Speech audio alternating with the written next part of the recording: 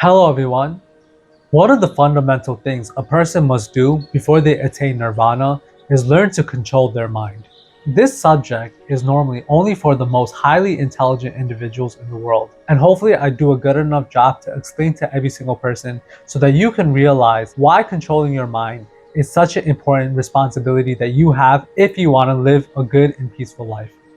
When it comes to controlling the mind, the average person will say, I'm already in control of my mind. I'm in control of my destiny. This is my life. I'm in full control. I'm free. Everybody wants freedom and independence, freedom to do whatever they want without being stopped by anything.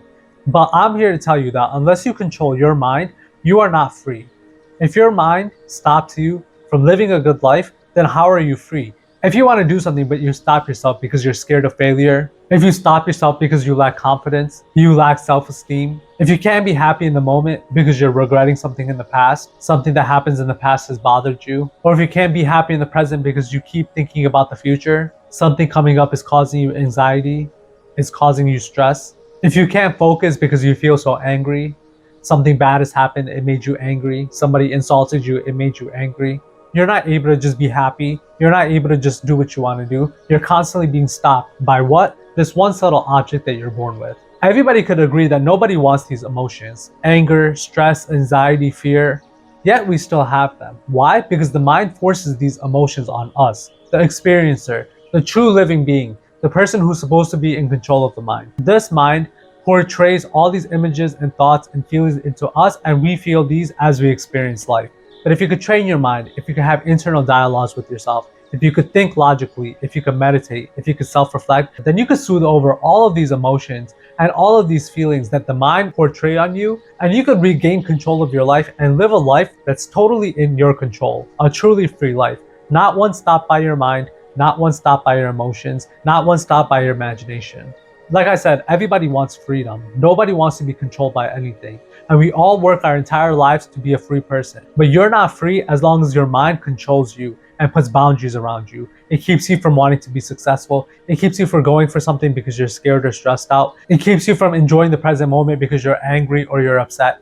All of these are boundaries, and nobody wants these emotions. So if you want to tackle two things at one time, living a life with good and happy perspective so you could always be at peace and happiness while controlling your mind, then my suggestion is that you should meditate, become introspective, focus on your thoughts, think about your emotions, dig deep into the reason why these boundaries that your mind creates for you creates them in the first place, logically reason with yourself as to why it doesn't make sense for these boundaries to exist, and over time these boundaries will disappear on their own.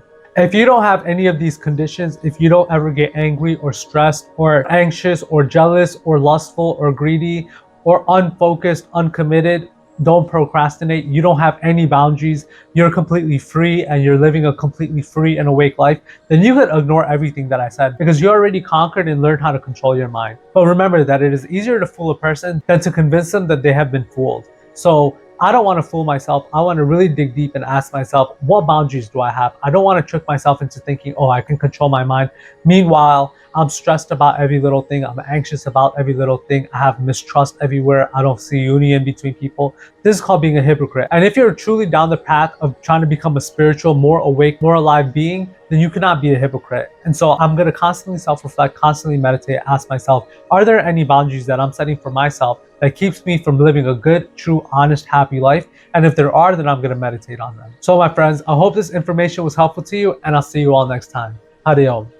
If you enjoyed this video and are interested in meditation, spirituality, and living a true and meaningful life, then please make sure to like this video and subscribe to my channel so that I can know if these videos are actually helpful.